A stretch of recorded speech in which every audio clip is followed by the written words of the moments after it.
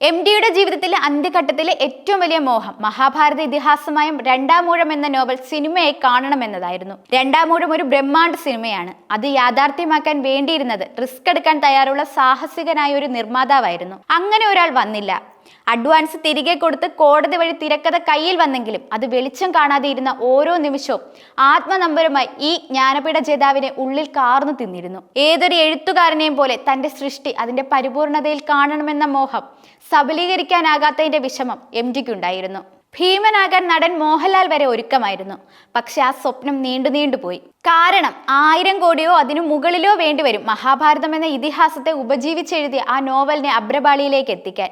അതിനിടയിൽ ഹൃദ്രോഗത്തിന്റെ രൂപത്തിൽ എല്ലാ സ്വപ്നങ്ങളും തകർത്ത് മരണം കഥാകാരനെ തട്ടിയെടുത്തു. രണ്ടാമൂഴം എന്ന നോവൽ വാർന്നു വീണിട്ട് ഇപ്പോൾ 40 വർഷം പിന്നിട്ടിരിക്കുന്നു. ഇതിനിടെ 64 പതിപ്പുകളും ഒട്ടേറെ ഭാഷകളിലേക്കുള്ള മൊഴിമാറ്റവും വഴി രണ്ടാമൂഴം അതിന്റെ ജൈത്രയാത്ര തുടരുക തന്നെയാണ്. ലോക സാഹിത്യത്തിൽ ഇംഗ്ലീഷ് അല്ലാത്ത ഒരു ഭാഷയിൽ ഇങ്ങനെ സാഹിത്യകൃതിയുടെ വിജയം അത്യപൂർവമാണ്.